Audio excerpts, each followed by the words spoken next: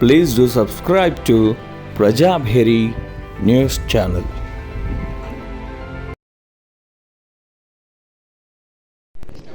పదకొండున్న కాకపోతే 11:30 కన్నా చాలా అయితే సగం అన్న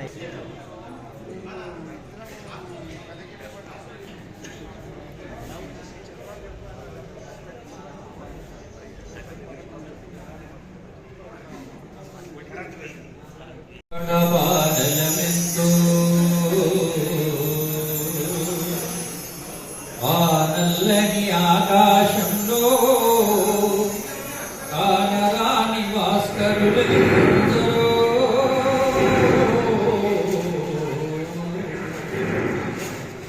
ఆ చల్లని సముద్రం దాచిన పడబానలో ఆ నల్లని ఆకాశంలో కానరాని భాస్కరుడు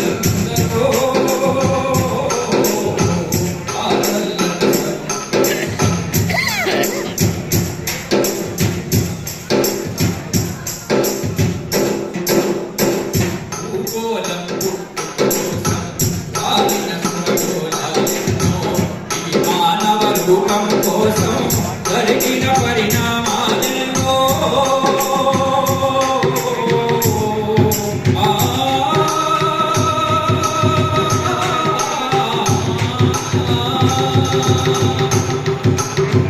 భూగోళం కోసం దానిన సురగోళాలెన్నో ఈ మానవ రూపం కోసం జరిగిన పరిణామాలెన్నో ఒకనాడు గెలిపి ఒకనాడు గెలిపించుకలో ఒరిగిన నరకంఠాలెన్నో కులమతాల సుడి కుండాలకు బలి అయిన వ్యక్తులెందరో ఆ చల్లని సముద్రగర్భం వాసిన పడబానెలెంతో ఆ నల్లని ఆకాశంలో కానరాని భాస్కరులెందరో ఆ చల్లని సముద్రగర్భం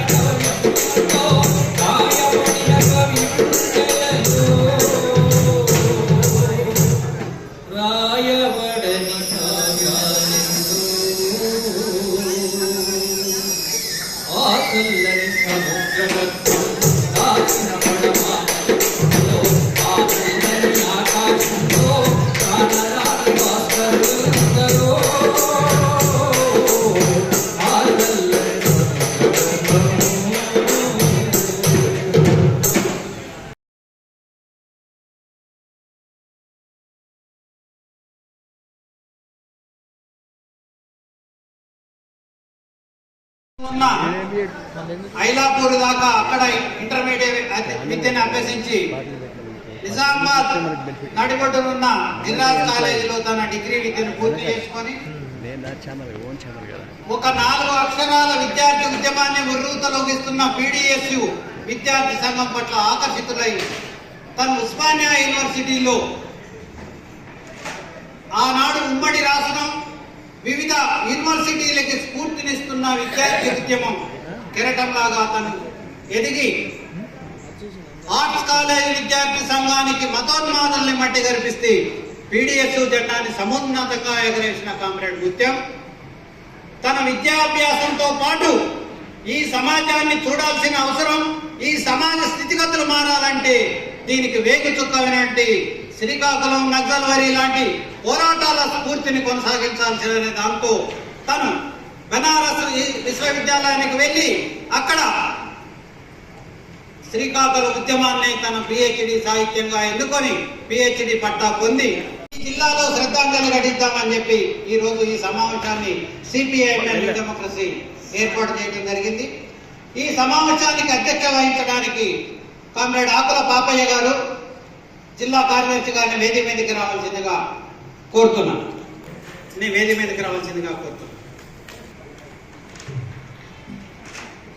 అదేవిధంగా ఉమ్మడి జిల్లా వాసులు సాహిత్యంలో పట్టు ఉండి అమ్మ నవల మీద మనకి అనేక సార్లు తన వాయిస్ని రాసిచ్చిన కాత్యాయని గారు కూడా మన దానికి రావాల్సింది ఉంది. వస్తే తనని పిలుద్దాం. ఉస్మానియా విశ్వవిద్యాలయంలో కలిసి పనిచేస్తూ విద్యార్థి ఉద్యమాన్ని, సాహిత్యాన్ని రకరకాల రూపాల్లో వస్తున్న ఎగుడు దుగుల్ని ఎప్పటికప్పుడు సరైన అంచనాలు వేసుకుంటూ ముత్యమన్న ప్రతి పుస్తకం బయటకు వచ్చే ముందల ప్రతి అక్షరం ఎడిట్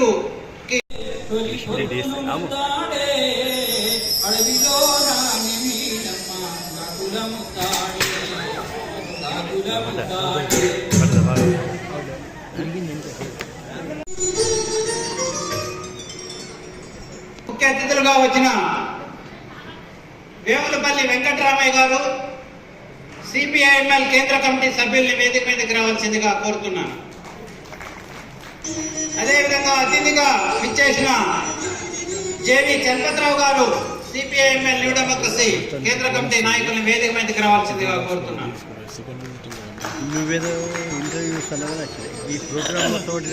అనేక మందిని స్ఫూర్తి ఇవ్వటం నేను ఈ రోజే తన మొదటిసారిగా కూడా చూడడం జరిగింది.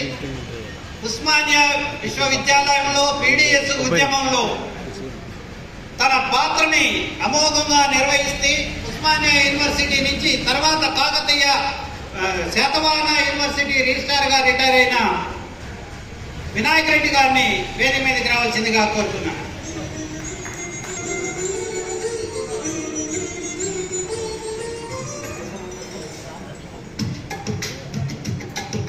అనేక పరిశోధనలు జరిగిన, అనేక ఉద్యమాలు జరిగిన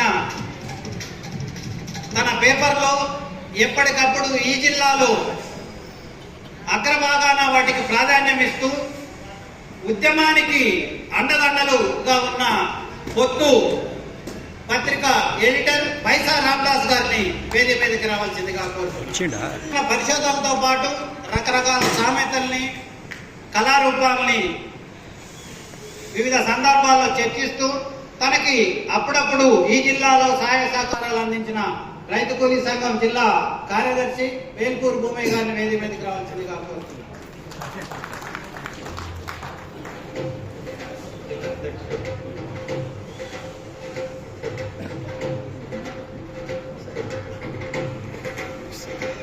అదేవిధంగా మరొక పత్రిక ఎడిటరు ముత్యం స్వగ్రామస్తులు స్వయం ప్రకాష్ గారిని వేదిక మీదకి రాగా కోరుతున్నాను.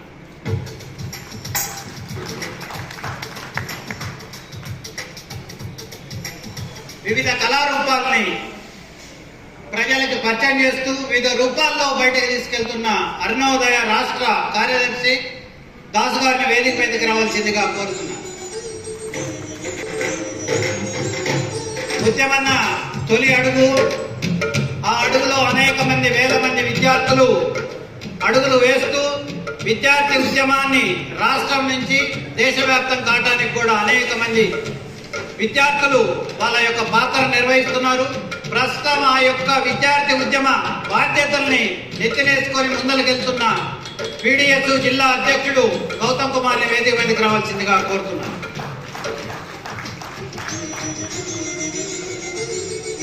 కార్యక్రమాన్ని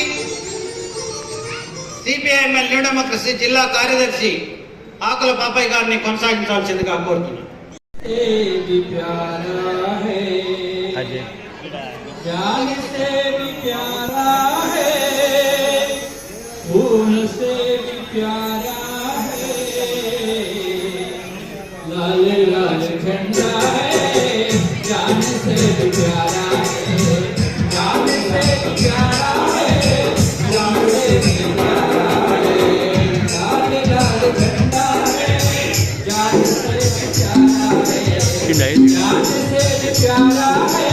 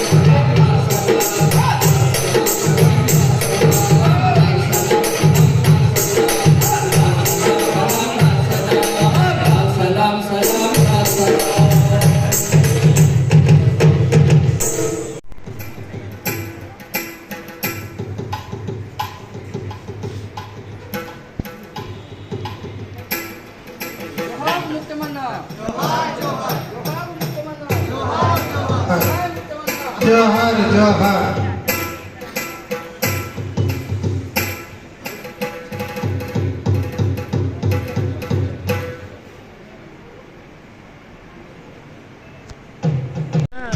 ఇటు సైడ్ వచ్చేసాడు అన్న, ఇట్లా వచ్చేసాడు, ఇట్లా వెళ్ళిపోయి అటు వెళ్ళిపోమని చెప్పాలి. మళ్ళీ వేస్ట్ పెట్టి గడ్డ ఇటు వచ్చి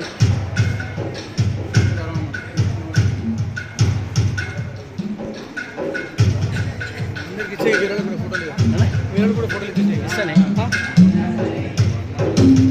నేను నీకు పంపిస్తాను నెంబర్ వాళ్ళతో నేను పెట్టాను అదొక మాఫియా అతనితోనే కలిసి చదివిన వాళ్ళు ఇక్కడ సూపరింటెండెంట్గా స్థితి అయిన రచయిత వీరన్న గారు కూడా రావచ్చి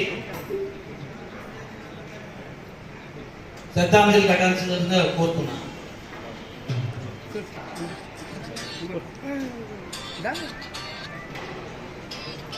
ఇది పెట్టి మంచిగా ఉంటుంది ఆపోజిట్ లైట్ ఫుల్ వస్తుంది.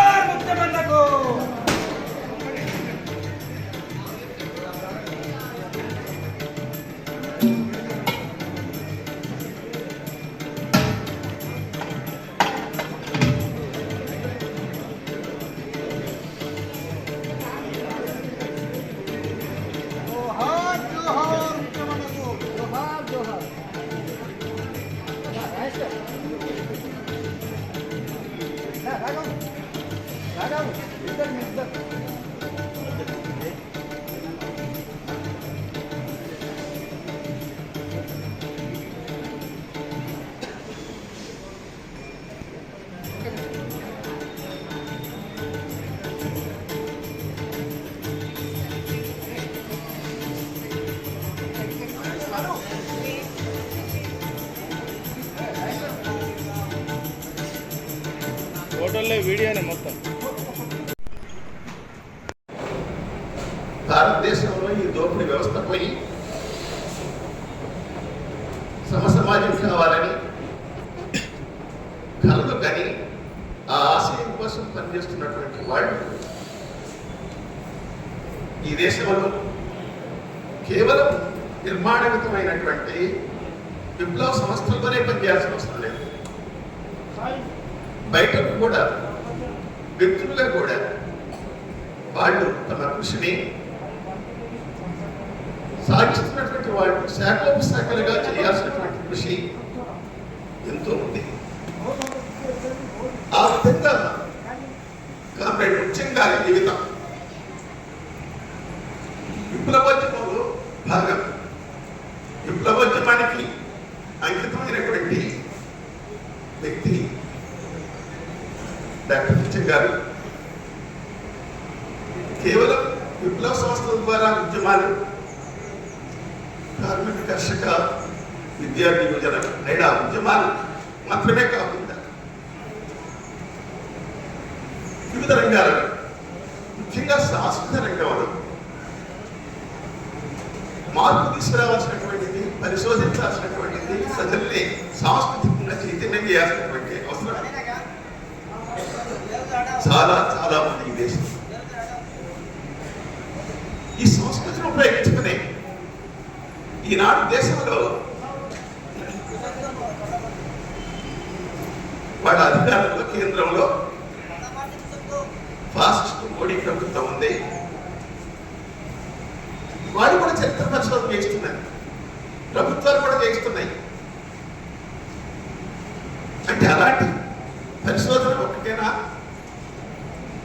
అలాంటి కోవకు చెందినటువంటి వ్యక్తి నిజమా? కానీ కాదు. ఈ రోజు మన చరిత్రని, సాహిత్యాన్ని, మన సంస్కృతిని మొత్తం తిరగదోడుతూ హిందుత్వ దృక్పథంతో, మతోన్మాద దృక్పథంతో తిరగరాయడానికి ప్రయత్నం చేస్తున్నారు. చాలా వరకు అందుట్లో ముందుకు పోయారు. ప్రగతిశీలమైన శక్తులు, అభ్యుదయ శక్తులు, వామపక్ష శక్తులు, విప్లవ శక్తులు ఈ విషయంలో చాలా వెనుకబడి ఉన్నాయి. అటువంటి రంగాన్ని తెచ్చుకున్నటువంటి కామ్రేడ్ ముఖ్యం, ఆయన కృషి అజరామరం, ఆయన చిరంజీవి. ఆ కృషికి మనం వెలగట్లేదు. ఆయన సాహిత్య పరిశోధన చేసిన, చరిత్ర పరిశోధన చేసిన, వివిధ ప్రజా ఉద్యమకారుల చరిత్రలు రాసిన, ఉద్యమ చరిత్రలు సమాజానికి సంబంధించి, గ్రామాలకు సంబంధించి రాసిన మనకు పరిచయం చేశారు.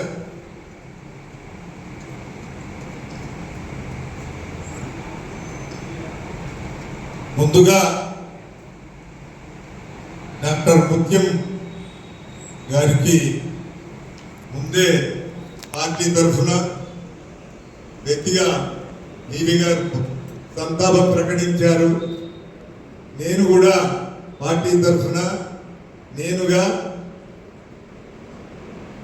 ముత్యం గారికి జోహార్ అర్పిస్తూ వారి కుటుంబానికి ప్రగాఢ సంతాపాన్ని తెలుపుతూ సాంఘీభావం తెలుపుతున్నాను. ముత్యం గారితో పరిచయం ఉంది, స్నేహం లేదు, అనుబంధం ఉంది. ఒక చిన్న అనుబంధం. మే 21, 2017 మా చిన్నబ్బాయి కిరణ్ పెళ్లి జరిగింది. శాతవాహన యూనివర్సిటీ ఇద్దరు ప్రొఫెసర్ విప్లవ రాజకీయాలు కలిగినటువంటి వాళ్ళను ఒకరిని ఉంటుంది అని చెప్పేసి తర్వాత వచ్చేసరికి అంటే మిత్రులందరితో మాట్లాడినప్పుడు ఒక కీలక పాత్ర ఉంది. ఎన్నో అంటే ఇప్పుడు శ్రీకాకుళం మూమెంట్, ఎందుకు శ్రీకాకుళం మూమెంట్ వచ్చింది, దానికి సంబంధించిన పరిశోధన చేస్తూనే స్వాతంత్ర పోరాటంలో ఆనాడు రైతు ఉద్యమానికి నాయకత్వం వహించిన నాయకులు ఎవరు, వాళ్ళందరి ప్రోద్బలంతోనే శ్రీకాకుళం మూమెంట్ అనేది రావడం జరిగింది అని చెప్పేసి దాని మీద ఒక సాహిత్యాన్ని దాన్ని స్టడీ చేస్తూ శ్రీకాకుళం ఉద్యమం అంటే ప్రజల జీవితాలలో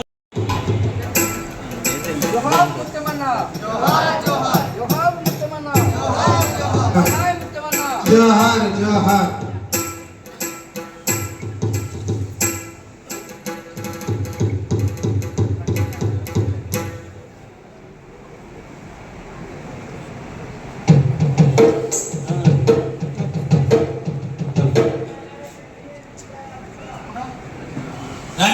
కార్యకర్తలు నాగన్న వీళ్ళందరూ కూడా వచ్చి గంగాధర్ వీళ్ళందరూ కూడా రావాలనుకుంటున్నా. అట్లాగే ముత్యమన్న శిష్యుడు అనాలా, మిత్రుడు అనాలా, విజయ్ కూడా రావాలి, దాని కవి రావాలని చెప్పినాను.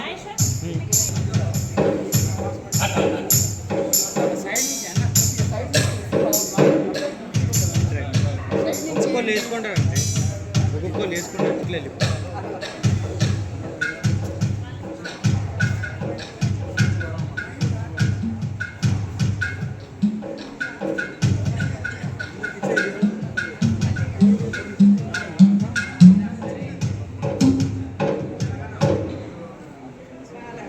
ముఖ్యమైన స్నేహితులు,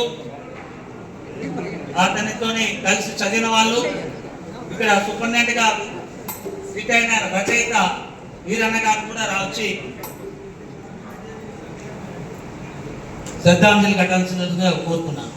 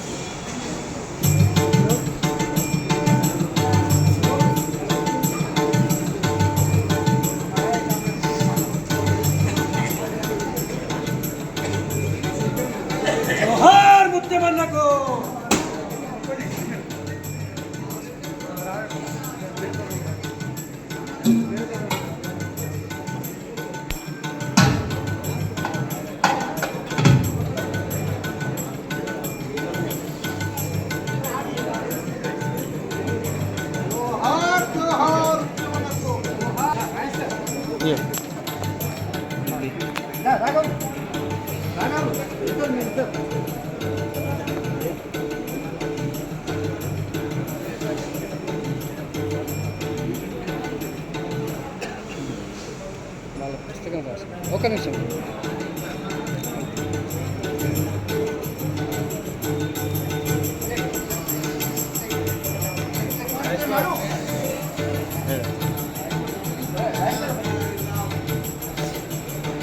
ఫోటోలే వీడియోనే మొత్తం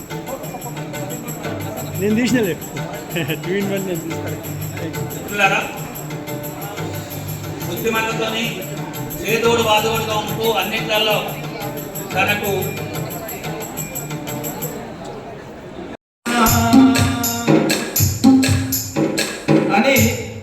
నేను ఎందుకు ఆ పాటతో ప్రారంభించానంటే,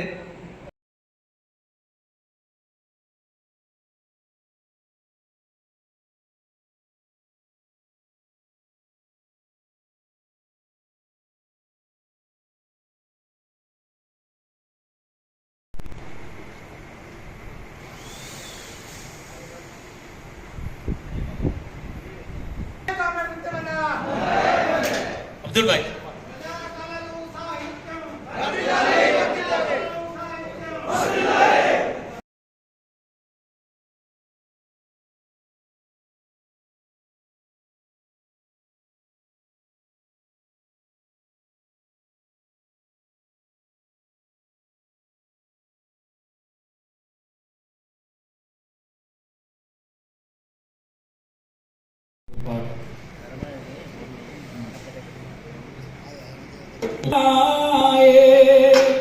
మరతు మన్నందు నీగత స్మృతులు మరుపురాదు నీ విధానము చారిత్రకావసరము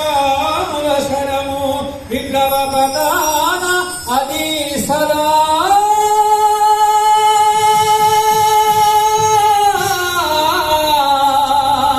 వెలుగు జ్యోతి ముద్దెమన్నా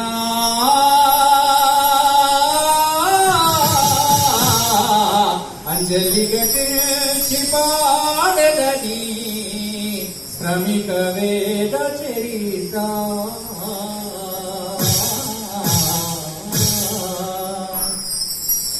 అరుణ బాటలో అరుణ బాట నీడలో ఒరగినట్టి ఓ అమరా వీరులారా ఒరగినట్టి ఓ అమరా వీరులారా అరుణ బాటలో అరుణ బాట నీడలో ఒరగినట్టి ఓ అమరా వీరులారా ఒరగినట్టి ఓ అమరా వీరులారా ఓరు గంటకే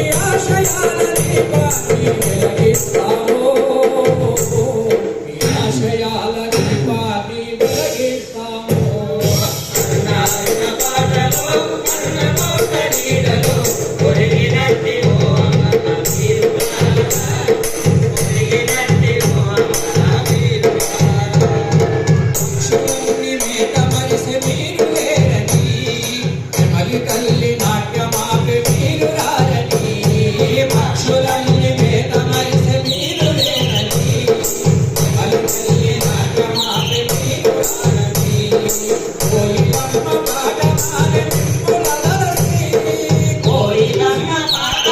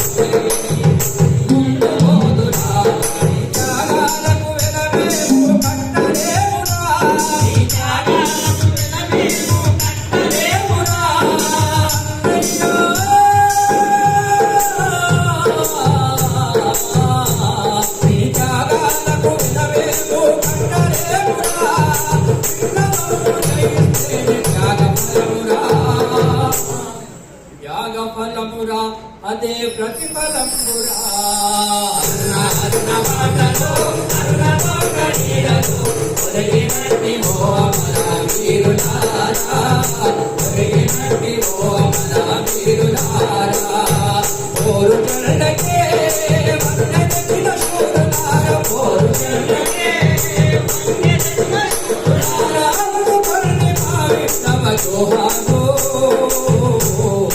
అందుకొండి మా విప్లవ సలాములు అరుణ అరుణ మాటలో అరుణ పవనీడలో ఒరిగినట్టి ఓ అమర వీరులారా ఒరిగినట్టి ఓ అమర వీరులారా మన పిల్లలకు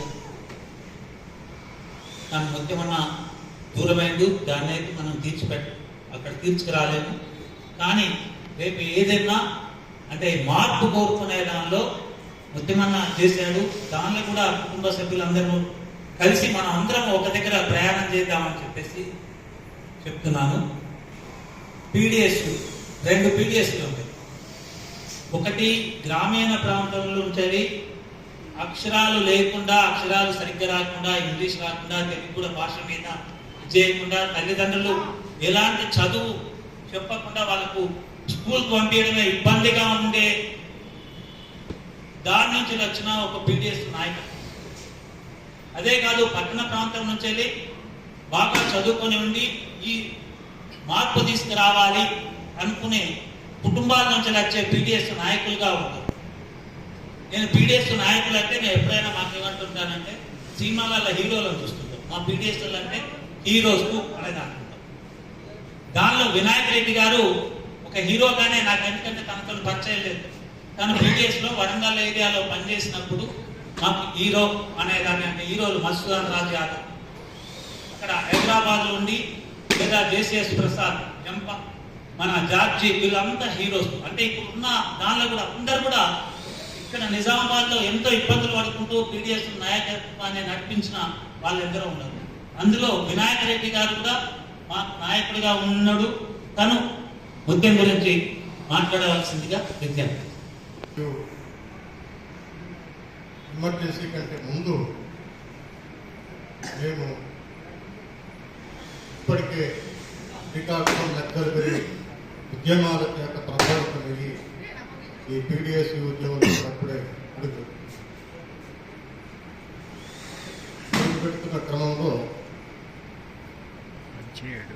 హైదరాబాద్లో నేను ఇంటర్మీడియట్ డిగ్రీ కూడా చదివాను. అప్పుడు ఇంటర్మీడియట్లో చదువుతున్నప్పుడు ఈ దిగంబర కవులు ఎక్కువగా నిజాం కాలేజీలో ఎక్కువగా మీటింగ్లు పెట్టారు. మేము ఏబీ కాలేజీలో చదువుతున్నప్పుడు ఎక్కువగా అటెండ్ అయ్యేవాళ్ళం, లేదా పొగలకొండలో ఎక్కువగా మీటింగ్ పెట్టారు.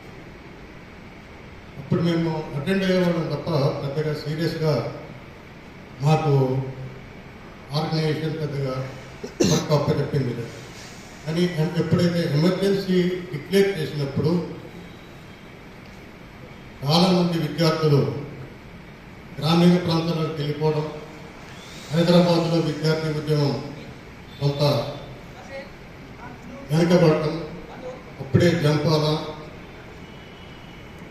ప్రభుత్వ ప్రాథమిక విధానానికి హత్య గురి కాబడటం, ఇవన్నీ తర్వాత ఎమర్జెన్సీ ఎత్తేవేయగానే పునరుజ్జీవ పీడిఎస్సిని ముందుకు తీసుకుపోవడానికి ఇంతకుముందు మాధవరావు గారు చెప్పినట్టు అప్పుడు మేము డిగ్రీలో ఉన్నా కానీ ప్రతి ఉస్మానియాలో జరిగే ప్రతి ఇన్సిడెంట్కి కూడా మా ఎస్పీ కాలేజ్ నుంచి మాత్రం ఒక బ్యాచ్ ఎప్పుడు వస్తుంది.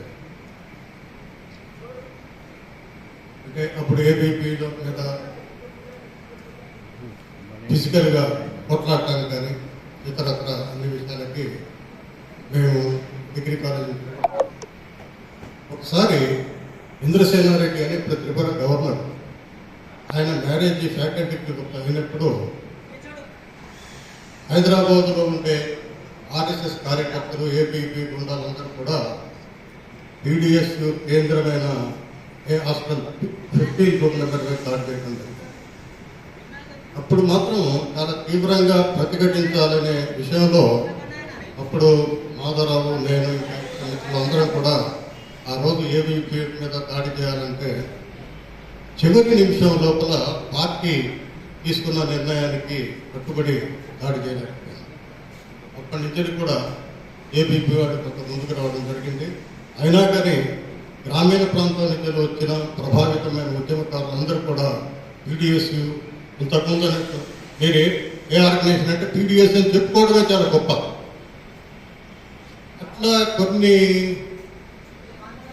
అవకాశంగా కూడా కొంతమంది పీడిఎస్ తిరిగి ఇప్పుడు కాక చూసినట్లయితే వాళ్ళు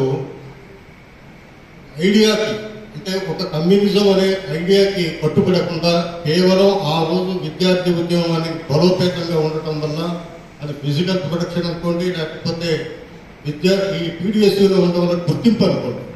ఆ గుర్తింపు వచ్చిన వాళ్ళు ఎమర్జెన్సీ తర్వాత కొంతకాలం తర్వాత పనిచేసిన తర్వాత ఈ ముత్యం లాంటి వాళ్ళు శ్రీకాకుళం ఇంతకుముందు చాలా విపులంగా చెప్పారు మాధవరావు గారు.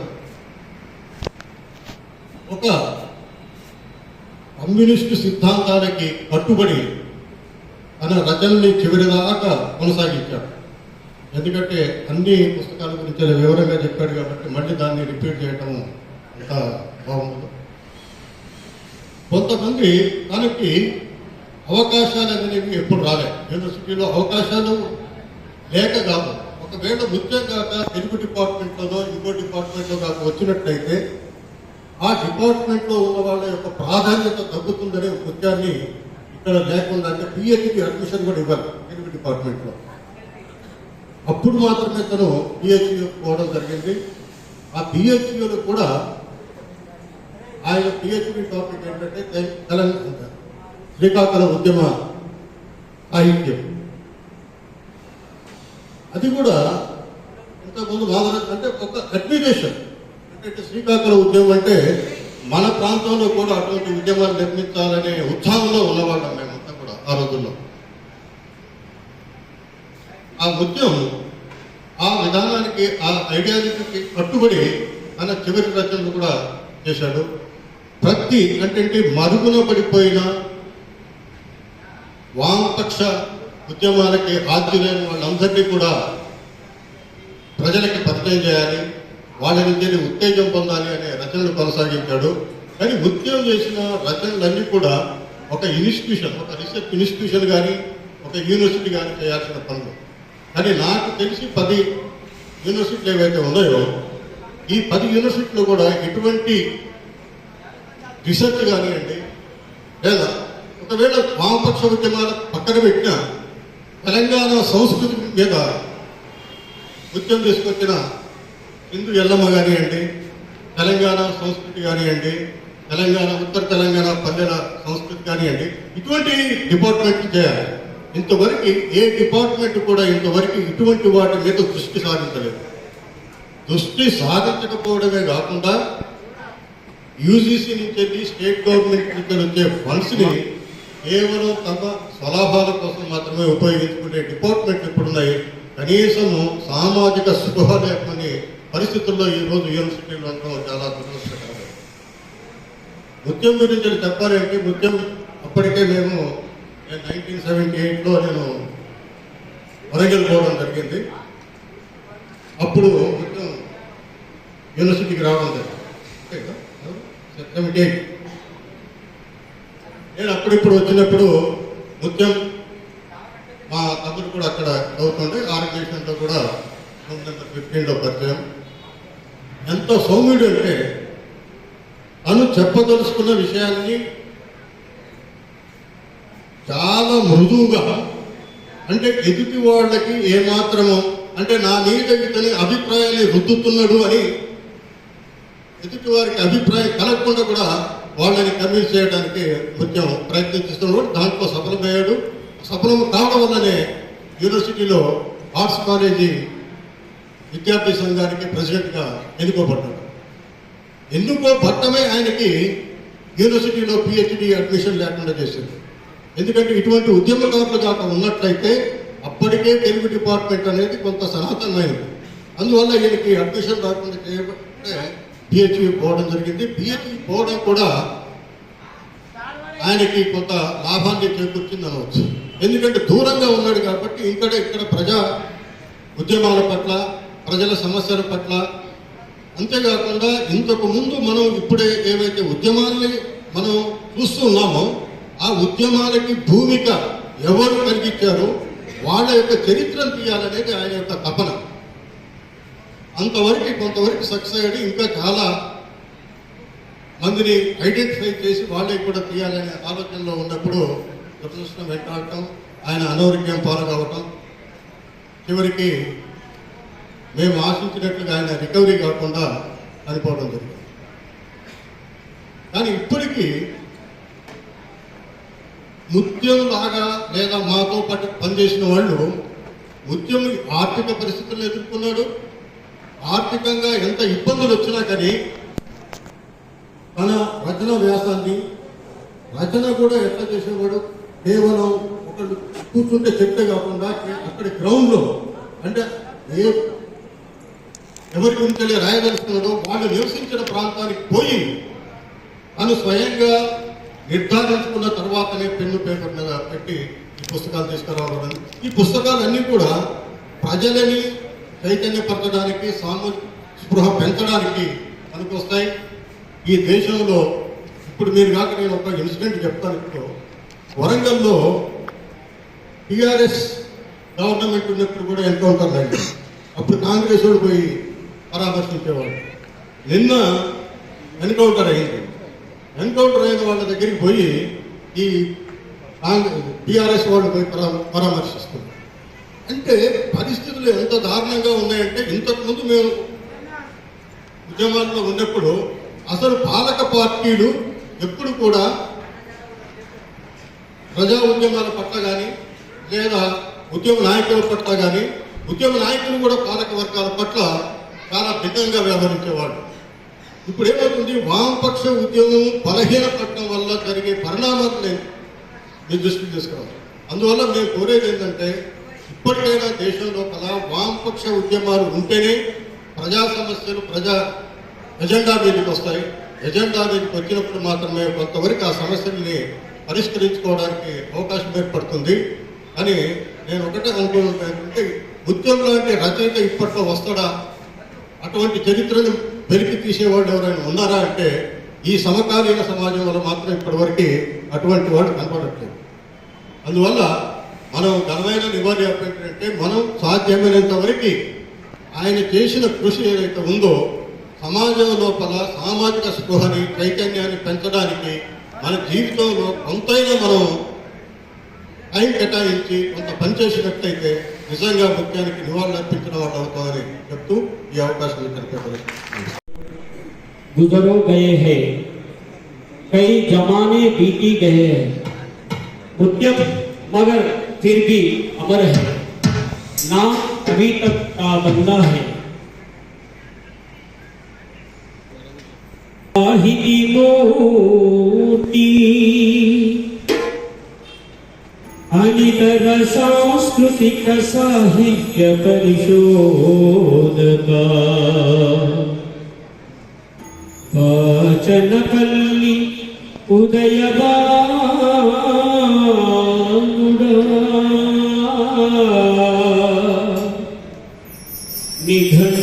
निघंटुलकितनी पदपट्टिका निघंटुलकितनी पदपट्टिका ओ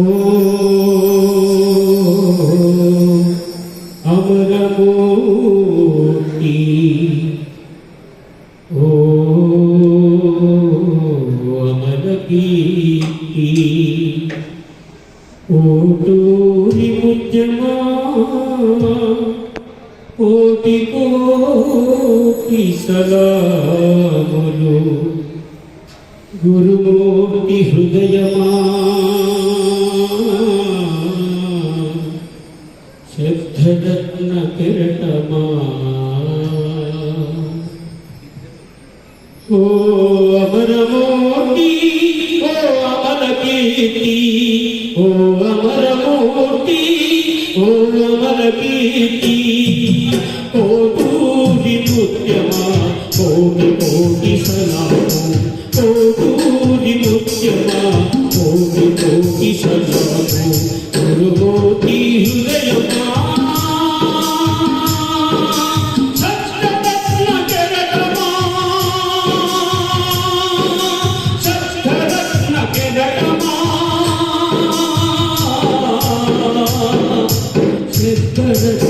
విరగటమా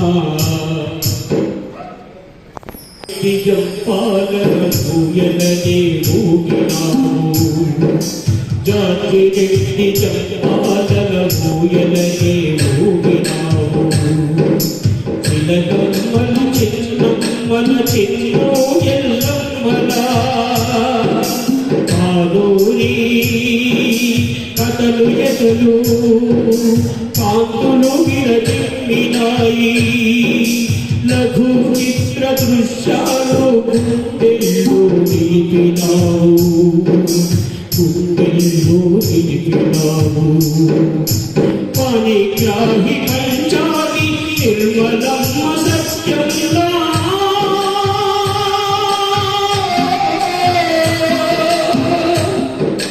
శ్రీకాకుళ ఉద్యమాల సాహిత్యం ఉద్వేగం ప్రపంచాల పరిమళాల వినజన్నిన కథుడనీయు ప్రపంచాల పరిమళాల వినజన్నిన కథుడనీయు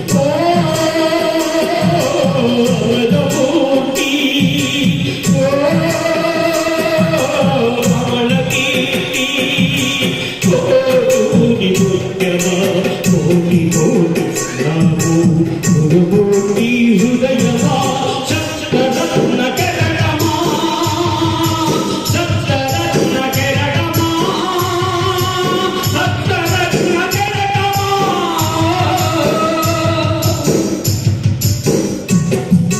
కృతనిశ్చయ దృఢనిశ్చయ దృఢనిశ్చయం కృతనిశ్చయ దృఢనిశ్చయ కార్తికేయ శిల్పి సాహిత్య దర్శకుడా కార్తికేయ శిల్పి సాహిత్య దర్శకుడా విజ్ఞాన సుగంధుడా రచనాశక్తి పరుడా రచనాశక్తి పరుడా ధీరులకు పూరి ముత్యమా ధీరులకు పూరి ముత్యమా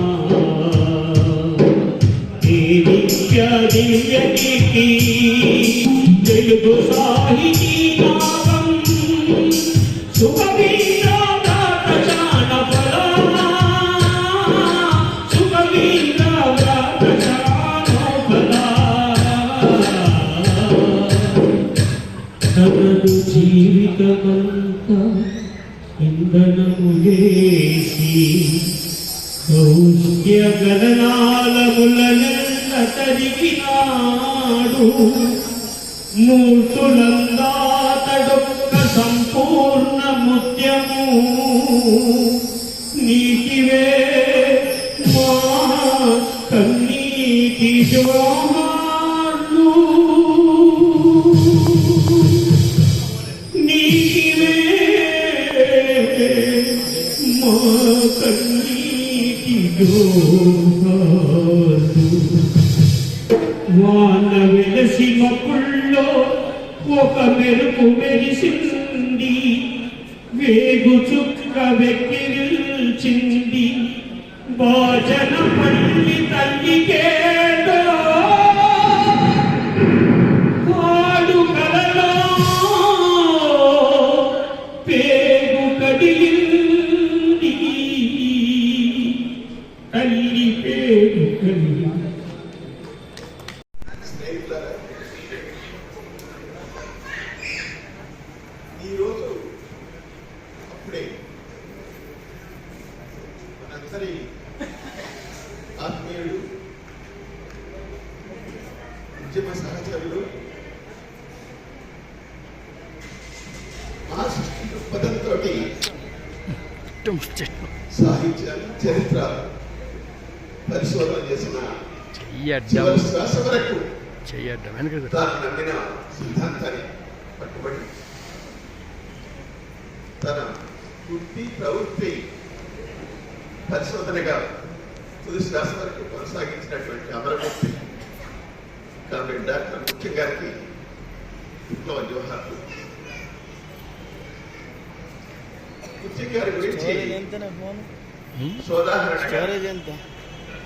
శారీరక 12 నిమిషాలు పీక్తుంది. మాధవరావు గారి గురించి అని నేను నా ఊరుగా ముఖ్యంగా జీవితాన్ని ఎలా చూడాలి, ఆయన నిర్వహించినటువంటి పాత్రను ఎలా అంచనా వేసుకోవాలి అనేది నేను ముందుకు తీసుకురావాలనుకుంటున్నాను. విప్లవోద్యమం భారతదేశంలో ఈ దోపిడీ వ్యవస్థ పోయి సమసమాజం కావాలని కలలు కానీ ఆ ఆశయం కోసం పనిచేస్తున్నటువంటి వాళ్ళు ఈ దేశంలో కేవలం నిర్మాణయుతమైనటువంటి విప్లవ సంస్థల్లోనే పనిచేయాల్సిన అవసరం లేదు. బయట కూడా వ్యక్తులుగా కూడా వాళ్ళు తమ కృషిని సాగిస్తున్నటువంటి వాళ్ళు శాఖోపశాఖలుగా చేయాల్సినటువంటి కృషి ఎంతో ఉంది. ఆ విధంగా కామ్రేడ్ ముఖ్యంగా జీవితం విప్లవోద్యమంలో భాగం. విప్లవోద్యమానికి అంకితమైనటువంటి వ్యక్తి డాక్టర్ ముఖ్యం గారు. కేవలం విప్లవ సంస్థల ద్వారా ఉద్యమాలు, కార్మిక కర్షక విద్యార్థి యువజన మహిళా ఉద్యమాలు మాత్రమే కాకుండా వివిధ రంగాలలో, ముఖ్యంగా సాంస్కృతిక రంగంలో మార్పు తీసుకురావాల్సినటువంటిది, పరిశోధించాల్సినటువంటిది, ప్రజల్ని సాంస్కృతికంగా చైతన్యం చేయాల్సినటువంటి అవసరం చాలా చాలా ఉంది ఈ దేశం. ఈ సంస్కృతిని ఉపయోగించుకుని ఈనాటి దేశంలో వాళ్ళ అధికారంలో కేంద్రంలో ఫాసిస్టు మోడీ ప్రభుత్వం ఉంది. వారు కూడా చరిత్ర పరిశోధన చేస్తున్నారు, ప్రభుత్వాలు కూడా చేస్తున్నాయి. అంటే అలాంటి పరిశోధన ఒకటేనా? అలాంటి కోవకు చెందినటువంటి వ్యక్తి నిజమా? కానే కాదు.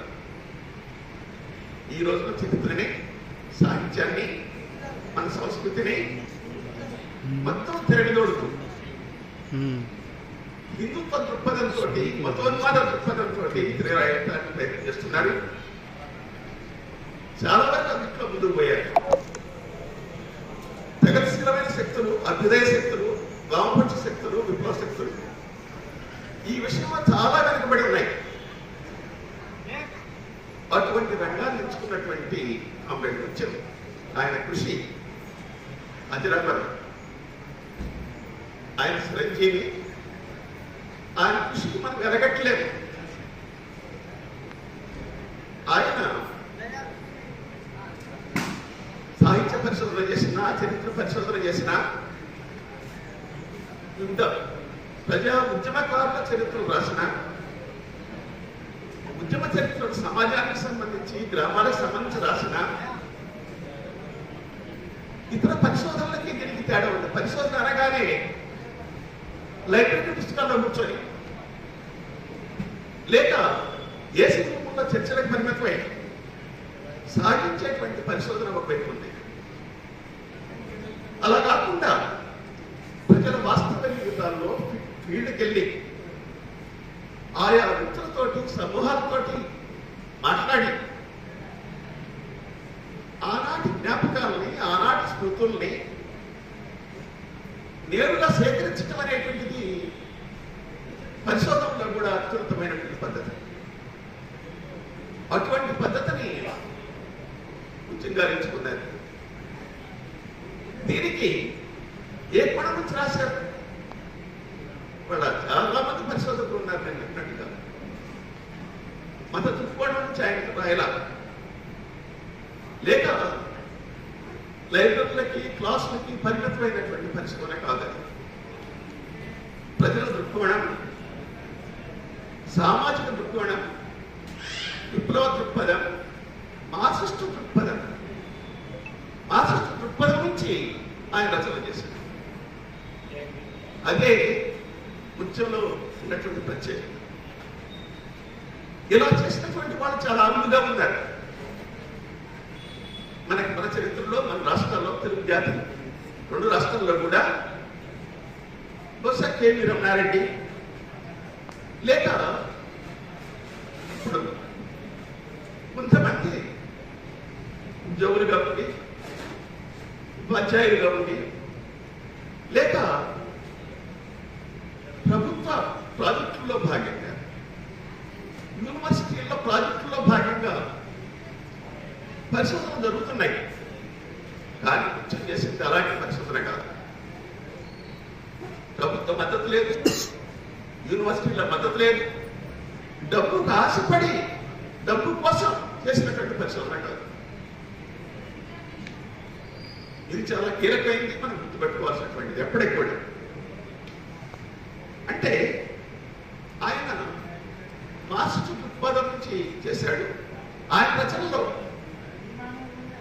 ఆయన హీరోలంతా కూడా సమాజం కోసం పనిచేసినటువంటి, జీవితాన్ని ప్రజల కోసం అంకితం పనిచేసినటువంటి యోధుడు. ప్రజల మన్ననలు, ప్రజల గుర్తింపు పొందినటువంటి హీరోలు.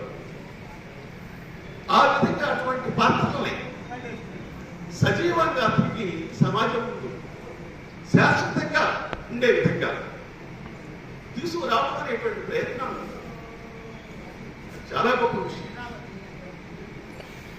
ఆయన హీరోలంతా మనం నవలలో కానీ చరిత్రలో కానీ చూస్తుంటాం. అనేకమైనటువంటి అవలక్షణాలు కలిగినటువంటి హీరోలు కాదు. వాళ్ళంతా కూడా జీవితంలో ఒక ఆశయాన్ని కట్టుబడి, ఒక నిబద్ధతగా జీవితాంతం ప్రజల కోసం పనిచేసినటువంటి యోధులు వాళ్ళు. ప్రజల కోసం పనిచేసినటువంటి, ఆ విధంగా గుర్తింపు పొందినటువంటి నిజాయితీ పరులు. ఆ నిజాయితీ ఉన్నాడు. అటువంటి నిజాయితీగా పనిచేసినటువంటి, ప్రజల కోసం తమ జీవితాన్ని అంకితం చేసి పనిచేసినటువంటి, ధారవలసినటువంటి మహోన్నత వ్యక్తుల చరిత్రలు రాశాడు ఆయన. దీన్ని మనం గుర్తించాలి. ఆయన రాసినటువంటి చరిత్ర చాలా మంది చాలా రకాల చరిత్ర రాస్తున్నారు. డబ్బుల కోసం రాసేవాళ్ళు ఉన్నారు, రాపించుకునేవాళ్ళు ఉన్నారు. అలాంటి చరిత్ర కాదు ఆయన రాసింది. ఆయన ఎంచుకున్నది మనకది కళ్ళెక్కట్టుగా కనిపిస్తుంది. వాళ్ళ చరిత్ర జరిగితే అది ప్రాణిగ్రహం కావచ్చు, పద్మనాభం గారి కావచ్చు, దేవభట్ల రామనాథం గారు కావచ్చు, లేకపోతే పిట్టిపోలు చరిత్ర కావచ్చు, మనస రైతాంగ పోరాటం కావచ్చు. మనం ఆ విధంగానే ఉండేవాడు. అంటే ఇటువంటి సందర్భంలో ఎవరైనా చనిపోయినప్పుడు మనం మంచి మాటలు మాట్లాడుకోవాలి. ఎవరినైనా సరే బాత్రూమ్ దగ్గర కూర్చొచ్చాడు, అది మాట్లాడినందుకు అది నేరంగా చూస్తున్నారు కొంతమంది. దాని మీద కారా మిరియాలు దాడి చేస్తున్నారు. అంటే ఒక వ్యక్తి గురించి మాట్లాడేటప్పుడు ఆ వ్యక్తి ఎవరైనా మీరు కీర్తి ప్రతిష్టలు తీసుకొచ్చారని భావించవచ్చు. ఆయన ఒక పని, ఆయన చేసినటువంటి ఒక పని ఆయన జీవితానికి ఒక అప్రతిష్ట తీసుకొచ్చింది. ఒక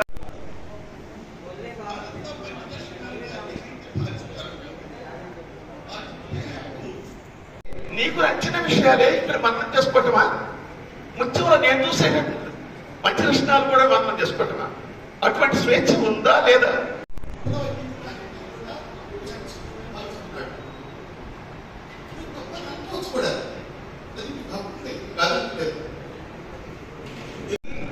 తప్పు ఎలా అవుతుంది? నీకు తప్పు కావచ్చు, నీకు హక్కు ఉంది విమర్శించే హక్కు కూడా. అది తప్పు ఎట్లా కాదో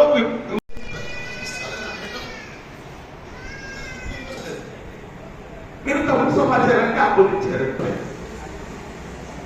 ఒకవేళ అది తప్పని మీరు భావిస్తారు అంటే, అది తప్పని అంటే శ్రీపి గారికి కోపం వస్తుందేమో, శ్రీపి గారు ఏమన్నా, శ్రీపి గారి శిష్యులు కోపం లేదు.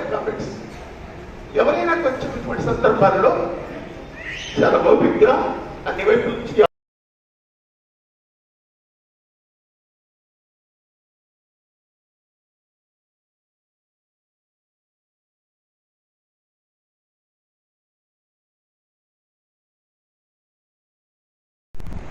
వివరించకుండా గుడ్డిగా దాడి చేయడం సరైనటువంటి సమంజసమైన విషయం కాదు. నేను కూడా కొంచెం సరిగానే వివరించాడని భావిస్తున్నాను. తెలంగాణలో జరిగిన పార్టీ చాలా మహానాయకుడు కోసం ముఖ్యంగా వాడుకుంటున్నారని మాట్లాడుతున్నారు. ఏం వాడుతున్నారు చెప్పాలి, వాస్తవాలు చెప్తాం చెప్పాలి. వాడు అటువంటి విజ్ఞత ప్రదర్శించాలి. అంటే ఇక్కడ ఏమాత్రం అవకాశం ఇచ్చినా ఈ సమావేశానికి చేసిన పెద్దలు తోటి మిత్రులు అందరికీ నమస్కారం. సమాజం గురించి ఆలోచించిన వాళ్ళు ఒక రకంగా శివాలతో సమానం. ఈ సమాజంలో నాకు తెలిసిన స్పీకర్ కాదు, 2-3 ముక్కలు మాట్లాడుతున్నాను. ఈ సమాజంలో నాకు తెలిసిన మటుకు పీడిత జనాల గురించి ఆలోచించేది కమ్యూనిస్టు. ప్రధానంగా వారు ప్రాణ త్యాగాలు చేసే సర్వం త్యాగం చేసేసి ఈ సమాజం కోసం వాళ్ళ పక్షాన నిలబడ్డారు. నేను చదువుకుంటున్న రోజుల్లో PTSDలో ఉన్నందుకు నిజంగా నేను ఇప్పటికి కూడా గౌరవపడ్డాను. కమ్యూనిస్ట్ సిద్ధాంతము పీడిత ప్రజల గురించి చెప్తే బాబాసాహెబ్ అంబేద్కర్ ఆ పీడిత జనాలందరూ కింది కులాలలోనే ఉన్నారు అని చెప్పేసి ఆయన చెప్పింది. ఈ రెండు నా దృష్టిలో రైలు పట్టాలతో సమానం అనిపిస్తుంది. ఈ రెండు సిద్ధాంతాలు తప్పనిసరి సమాజంలో ఉన్న అవకతవకల్ని, అసమానతల్ని, అణచివేతల్ని వీటన్నిటినీ ఎత్తి చూపుతూ వాళ్ళ పక్షాన పోరాడుతున్న వాళ్ళు చాలా మంది ఉన్నారు. అలాంటి గొప్ప వాళ్ళల్లో మిత్రుడు ముచ్చ కూడా ఉన్నారు.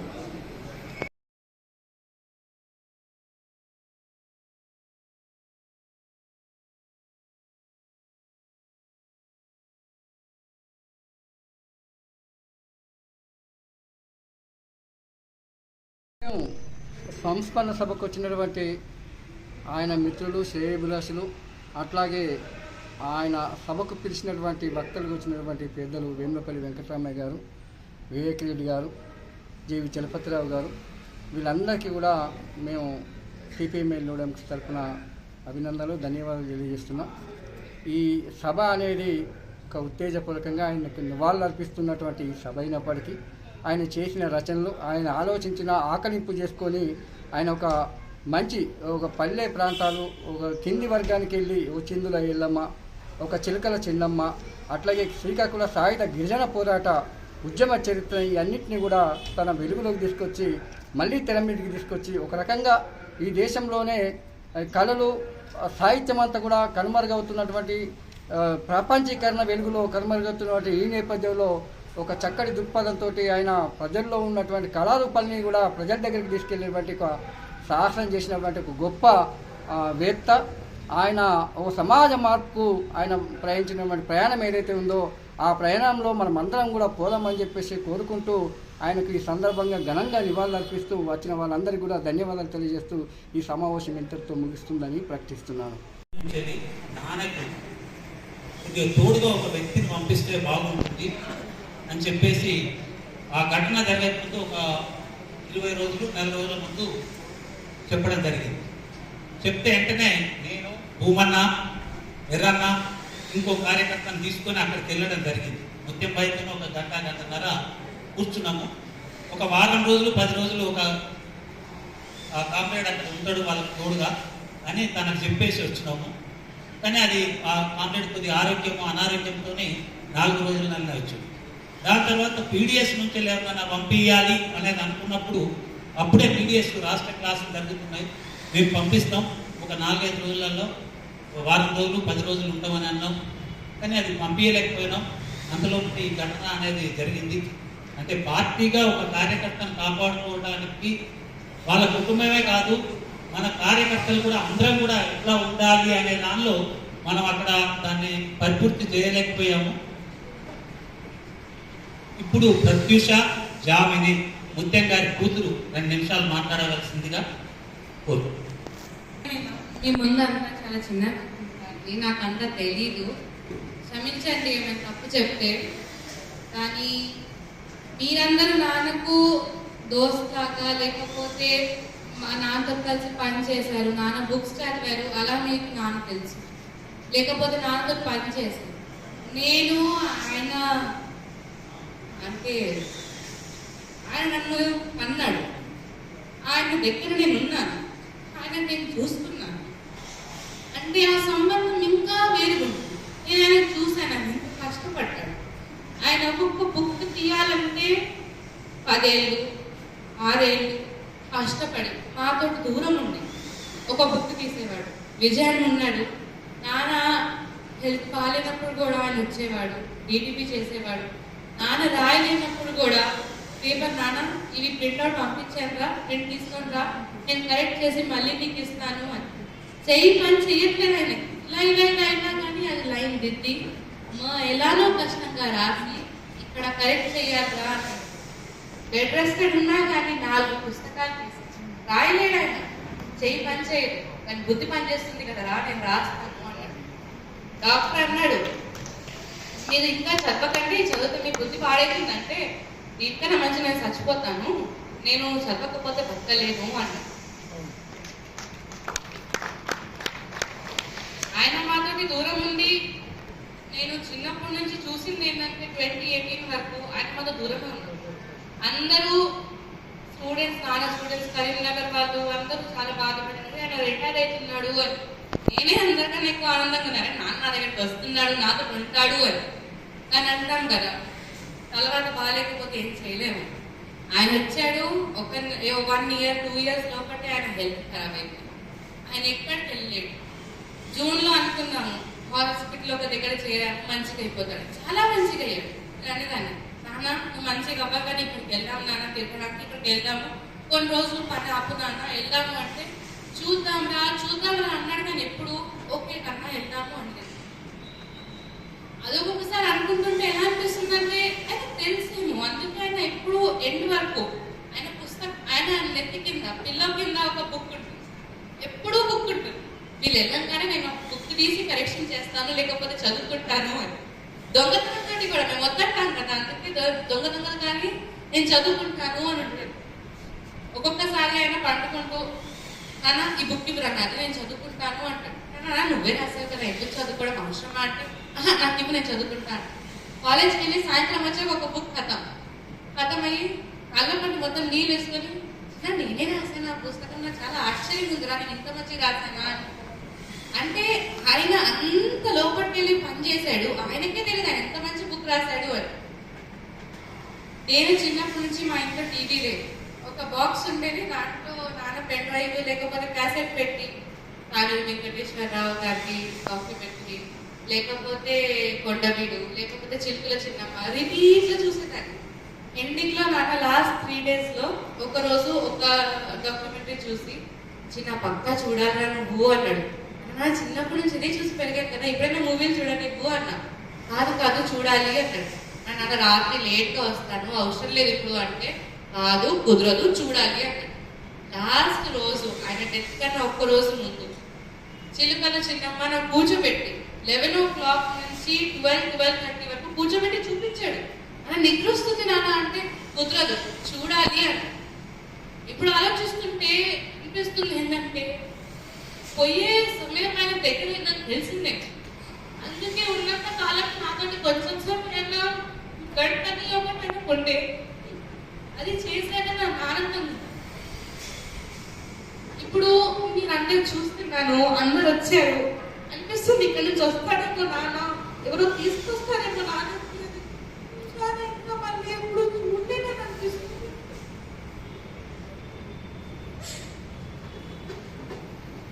నాకు మా నాన్న ఫోటోలు అందరు తెచ్చారు, బ్యానర్ తెచ్చారు, అంతా బాగుంటాయి. నాన్న ఫోటో మీద బాగా అనిపించింది, ఇంకా నాన్న రాడేమో అంత అయిపోయిందేమో అని.